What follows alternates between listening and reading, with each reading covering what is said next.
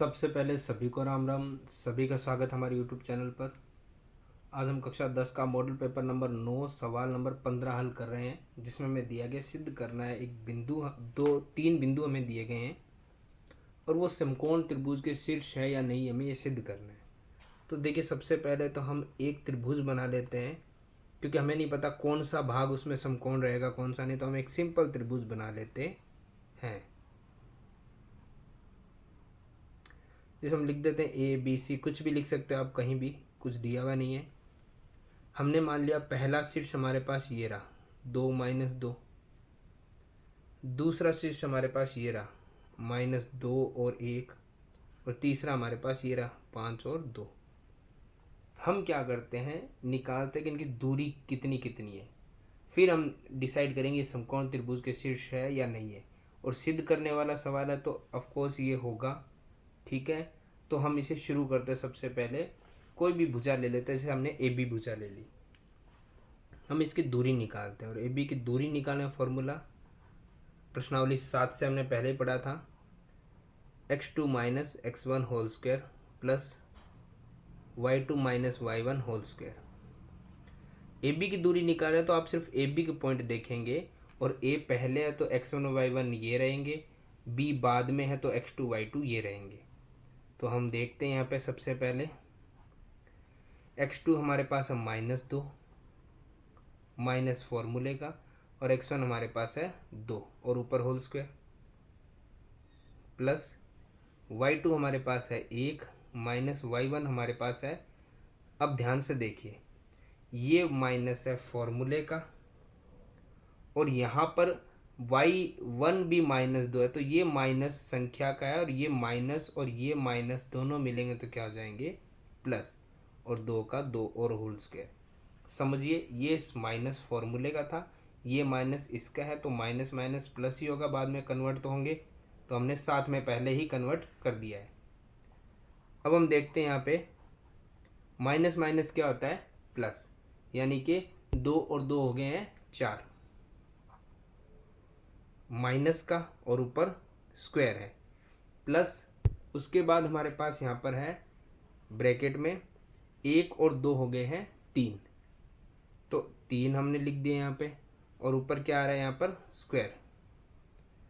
तो ये हो गया है -4 का वर्ग करते हैं, माइनस का किसी भी संख्या का वर्ग करेंगे वो प्लस में कन्वर्ट हो जाती है, यानी 4 का वर्ग हो गया है यहाँ पर 16, और 3 का वर्ग हो गया है 9, और 16 और 9 का अगर हम प्लस करेंगे तो 25, और ए बी है ये, देखिए 25 का स्क्वायर रूट निकलता है 5, तो ए बी का मान हमारे पास आ चुका है 5 यूनिट। अब हम देखते हैं दूसरी भुजा बी सी निकाल लेते हैं। तो हमने यहाँ पे अगली भुजा बी सी का नाप निकाला, फॉर्मूला तो यही रहने वाला हमारे पास। अब दोबारा से लगा लीजिए। अब बी और सी है तो पहले बी तो x1 y1, सी बाद में है तो x2 y2। तो फॉर्मूला में आता है x2 यानी 5 माइनस, देखिए ये माइनस फॉर्मूले का, और x1 जो अब हम लिख रहे हैं वो भी माइनस आ गया है, तो ये माइनस और ये माइनस क्या हो जाएंगे, प्लस, और ऊपर होल स्क्वायर, प्लस में y2 2 minus y1 1 whole square, तो ये आ जाएगा 5 + 2 7 स्क्वायर, और 2 - 1 का स्क्वायर, तो ये आ गया है 7 का वर्ग 49 प्लस 1 का वर्ग आ गया हमारे पास 1, तो बी सी बराबर आ गया रूट में 50। इसे हम आगे हल कर सकते हैं, लेकिन इसका पूरा पूरा स्क्वायर रूट नहीं निकलेगा। आप चाहें तो इसे आगे हल कर सकते हैं, पॉइंटों में आंसर आएगा, बाद में हम देख लेंगे। अगर हमें पॉइंटों में आंसर चाहिएगा तो हम इसे निकाल लेंगे आगे हल, फिलहाल के लिए इसे यहीं छोड़ देते हैं। अगली भुजा हम लेते हैं, या तो आप ए सी लिख लीजिए या सी ए लिख लीजिए। ध्यान से देखिएगा, अगर हम यहाँ पर कर रहे हैं ए सी, तो आपको एक चीज़ ये ध्यान रखनी है, ए का मतलब पहले है तो ये x1 y1 रहेंगे, और सी बाद में है तो ये x2 y2 रहेंगे। तो फॉर्मूला हो गया है x2 यानी 5 minus x1 2 whole square, plus में y2 है 2 माइनस, और y1 है माइनस का 2, जो मैंने आपको बताया था कि ये फॉर्मूला का और ये माइनस संख्या का, माइनस माइनस क्या हो गया है प्लस 2, और ऊपर क्या आ गया है होल स्क्वायर।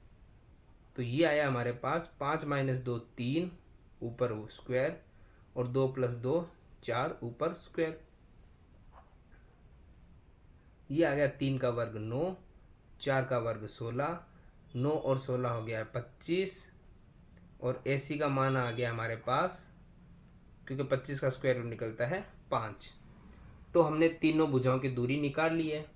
अब हमें एक चीज़ निकालना है कि अगर हमें इसे समकोण त्रिभुज बनाना है तो हम एक तरीका यूज कर सकते हैं, और वो तरीका यही है हमारे पास कि हमारे पास जो कर्ण होता है वो हमेशा आधार और लंब के स्क्वायर को प्लस करके बराबर किया जाता है। तो हम क्या करते हैं, यहाँ पे साफ साफ दिखाई दे रहा है हमें कि इन दोनों भुजाओं का मान इस भुजा से कम है, क्योंकि इन दोनों का अगर स्क्वायर रूट भी निकालेंगे तो अंडरूट 25 आ गया, इसका अकेले का अंडरूट 50 आ रहा है, यानी ये भुजा बड़ी है। तो हम कह सकते हैं कि कर्ण हम इसी भुजा को लेंगे, और पाइथागोरस प्रमेय में कर्ण स्क्वायर हमेशा आधार और लंब के स्क्वायर से बड़ा होता है, प्लस के बराबर होता है, सॉरी। तो आधार हम 5 मान लेते हैं जो हमारे पास है AB, और प्लस में लंब मान लेते हैं AC को।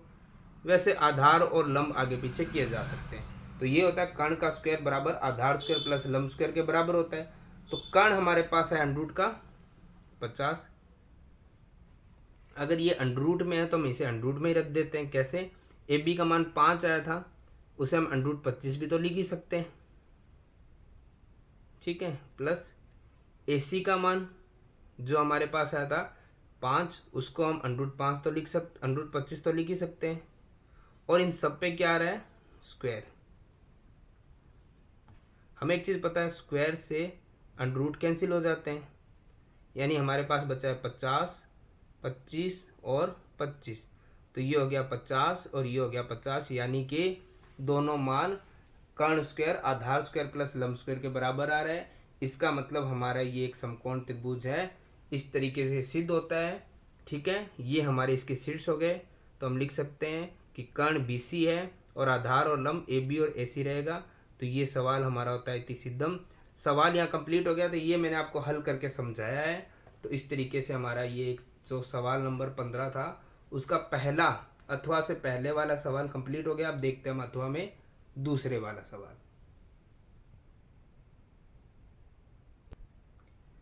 जो अथवा में दूसरा सवाल दिया गया उसमें में दिया गया, सिद्ध कीजिए एक समकोण त्रिभुज है AOB और उसमें कर्ण का मध्य बिंदु C है। तो देखिए हम सबसे पहले तो एक समकोण त्रिभुज बना लेते हैं जिसमें सिंपल हमें दिया गया है AOB है, ठीक है, जिसमें कर्ण जो होगा ये कर्ण उसका मध्य बिंदु C आएगा, ठीक है।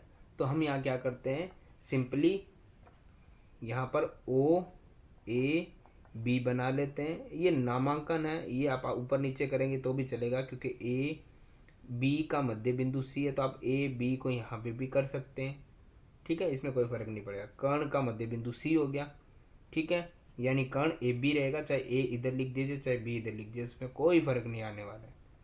और हमें यहाँ पर बताना है कि जो त्रिभुज के शीर्ष है O, A और B ये बराबर दूरी पे है, यानी कि हमें ये बताना है कि सबसे पहले ये O से लेके B, O से लेके A और O से लेके C, ये वाले ये तीनों शीर्ष एक दूसरे के क्या आएंगे, बराबर दूरी पे स्थित है। मध्य बिंदु C है वो त्रिभुज के शीर्ष है ना, तो वो OAB से समान दूरी पर स्थित है। सॉरी मैंने थोड़ा सा यहाँ पे रॉन्ग लिख दिया है, वो ये चीज है, दोबारा देखना। C बिंदु जो है ये C बिंदु है, वो C से लेके B, C से लेके A और C से लेके O ये बराबर है, ये हमें सिद्ध करना है, ये हमें बताना है। तो देखिए एक चीज समझिए कि अगर इसका कर्ण का मध्य बिंदु C है तो हमें एक चीज तो कंप्लीट होगी कि ये वाला और ये वाला भाग बराबर है। मध्य बिंदु का मतलब क्या होता है कि ये बी सी और ये सी ए दोनों बराबर रहेगा। तो ये तो देखो हो गया है सी बी और सी ए, ये दोनों बराबर, ये दोनों तो पहले से बराबर है। बस हमें ये एक ओ सी जो नज़र आ रहा है ना, सी ओ या ओ सी कुछ भी कह लीजिए, इसको भी इन दोनों के बराबर करना है। अब इस एक को बराबर करने के लिए हमें क्या क्या करना पड़ेगा, चलिए समझते हैं। सबसे पहले तो ये सी बिंदु है ना, इसके पॉइंट हमें पता नहीं है, ये हमें निकालने पड़ेंगे। हमें पता तो बाकियों के भी नहीं है, लेकिन एक चीज़ समझिए, ग्राफ है, अगर ये 0 है, इसका मान हम मान लेते हैं 0 0 है, तो ये वाली भुजा होती है x, और मैंने आपको बोला है कि x एक्स पर कोई भुजा है तो x का मान तो पहले आता है, दूसरा मान 0 रहेगा, क्योंकि दूसरा मान 0 पे जाके खत्म हो रहा है। अगर ये हम देखें तो ये होता है वाई एक्स, वाई आता है हमेशा बाद में, ठीक है। तो वाई और पहला मान क्या रहेगा 0, तो तीनों के बिंदु मिल गए, सी का बिंदु नहीं मिल रहा है। तो अगर सी का बिंदु निकल जाए तो मध्य बिंदु है, तो मध्य बिंदु फॉर्मूले से निकालेंगे प्रश्नावली 7 के अनुसार। तो मध्य बिंदु कैसे होता है, देखिए मध्य बिंदु का एक छोटा सा फॉर्मूला होता है। पहले तो हम लिख देते हैं सी के निर्देशांक, और सी वैसे भी मध्य बिंदु है, तो उसका फॉर्मूला होता है यहाँ पर x1 प्लस x2 बटे में 2, और सेम यही रहता है y1 प्लस y2 बटे में 2। तो x1 ध्यान से देखिए, ये c जो आपको नजर आ रहा है, ये किसका मध्य बिंदु है, ए बी भुजा का। तो अभी हमारे पास x1 और y1, x2 और y2 ये रहेंगे, सिर्फ ए बी ध्यान दीजिए, उसी का तो बिंदु है c, ठीक है। एक लाइन लिखना चाहे तो लिख देना ए बी का मध्य बिंदु, और वो आ गया है सी, उसके निर्देशांक।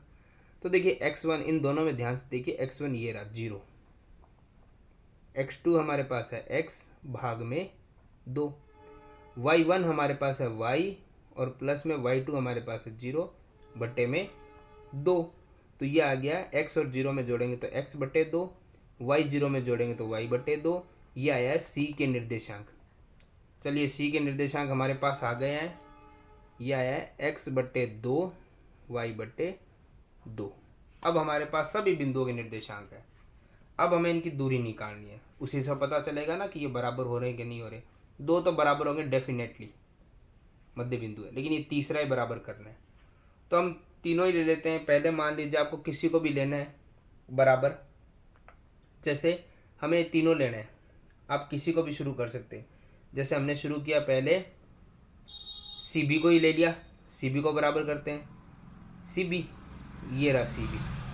एक चीज़ ध्यान रखना, अगर मैंने सी आगे लिखा है तो मेरे पास x1 y1 ये रहेंगे, बी पहले लिखा है तो x2 y2 ये रहेंगे।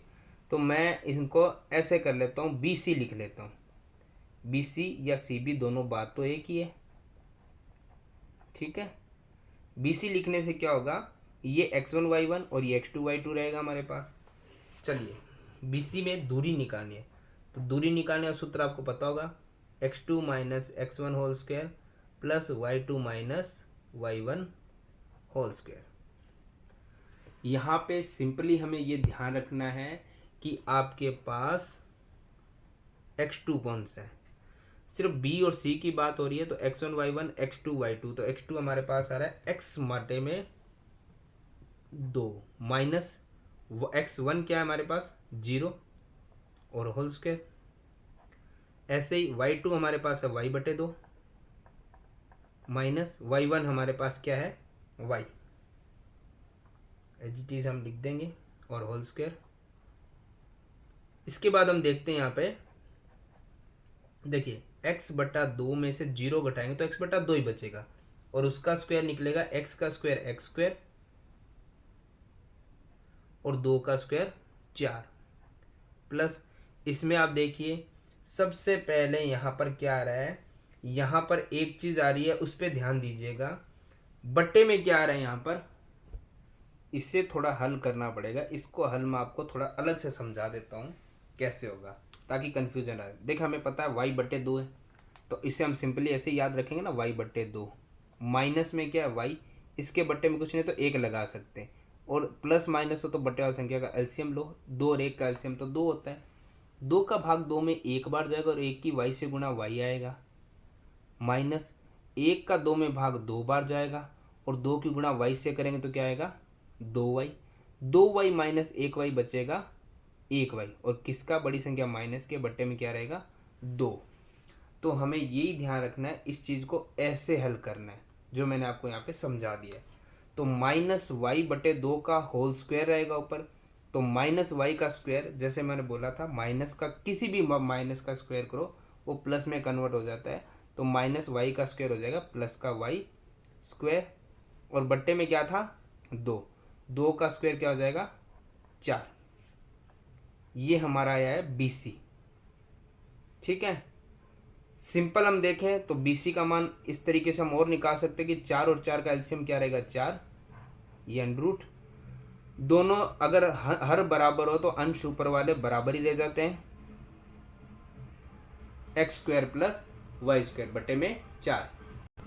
देखिए एक भुजा की नाप, अब इससे ज़्यादा तो हम इसे क्या हल कर सकते हैं, वैसे 4 का अंडरूट आप निकाल सकते हैं, पर इसके बाद हम एक बार बाकी भुजाएं भी निकाल लेते हैं। जैसे अगली भुजा हमने ली है सी ए, और सी ए में हम क्या करते हैं, यहाँ पर लिख लेते हैं कि इस बार हम सी ए भुजा का माप निकालें। तो देखिए दूरी का फॉर्मूला तो वही रहने वाला है जो हमारा पहले था। ठीक है, इस बार हम सी ए की दूरी निकालें तो सिर्फ सी के और ए के मान को देखना है, ये x1 y1 ये x2 y2 रहेगा। ठीक है, थोड़ा बड़ा सवाल है तो थोड़ा समझिएगा ध्यान से। ठीक है, लेकिन तरीका बिल्कुल आसान है। तो हमारे पास यहाँ पे हम देखते हैं फॉर्मूला में आता है x2 हमारे पास क्या है x माइनस, और x1 हमारे पास है x बटे में 2 ऊपर स्क्वायर होल स्क्वायर, माइनस अब आता है y2 हमारे पास कितना आ रहा है, y2 हमारे पास आ रहा है 0, माइनस y1 आ रहा है y बटे 2। ध्यान से देखिएगा, हमें जो जो मान निकालने उन्हीं पे ध्यान देना, उनके निर्देशांक को आप अलग भी लिख सकते हैं। तो अब हम देखते हैं सी ए, ये अंडर रूट रहेगा। अब वही चीज़ आ गई है कि इसके बट्टे में कुछ नहीं है तो क्या लगाना पड़ेगा 1, और 1 और 2 का एलसीएम क्या रहेगा 2 आएगा, जो मैं आपको वैसे भी समझा चुका हूँ, आप निकाल सकते हैं कि 1 और 2 का एलसीएम 2 आएगा। और ये भी हमें पता है कि x 1 का 2 में भाग 2 और 2 की गुणा x से करने पे 2x आएगा, माइनस 2 का 2 में भाग 1 और 1 की गुणा x से करने पे आएगा x, और ऊपर होल स्क्वायर वैसे का वैसा।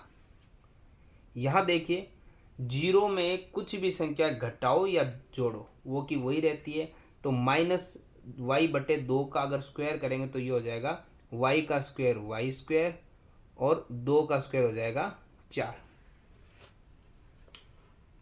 इसे हम हल करते हैं। देखिए सी ए था बराबर, ये तो आप समझ चुके हैं कि 2x माइनस एक्स बचेगा सिंगल x, और सिंगल x का स्क्वायर क्या हो जाएगा एक्स स्क्वायर बटे में 2 का हो जाएगा 4। बीच में क्या आ रहा था यहाँ पे हमारे पास माइनस। ठीक है, अब एक चीज़ थोड़ा ध्यान देंगे हम, यहाँ माइनस नहीं प्लस आएगा, एक्चुअली फॉर्मूले में प्लस है और हमने जल्दबाजी माइनस लगा दिया। ठीक है, ये माइनस प्लस ही आएगा। आगे आ रहा है वाई स्क्वायर बटे में 4, इसे हम हल कर देते हैं। तो ये अंडर रूट, हर हमारे पास एलसीएम लेंगे तो 4 ही आएगा, हर बराबर हो तो अंश हमारे पास वैसे के वैसे ही रह जाते हैं। तो अभी तक BC और CA जो हमने देखा था बराबर होने चाहिए, बराबर आए भी है दूरी के अनुसार। अब हमें आखिरी ये जो पद है इसे भी सिद्ध करना है बराबर, यानी यही मान आना चाहिए। तो हम ले रहे हैं अब C और O। ठीक है, आप कैसे भी ले सकते हो, जैसे मैंने ले लिया यहाँ पर CO बराबर, तो फॉर्मूला तो वही रहने वाला है। अगर मैं CO की बात कर रहा हूँ तो पहले C लिया तो ये x1 y1 रहेंगे, O मैंने बाद में लिया तो ये x2 y2 रहेंगे। तो फॉर्मूले में क्या आता है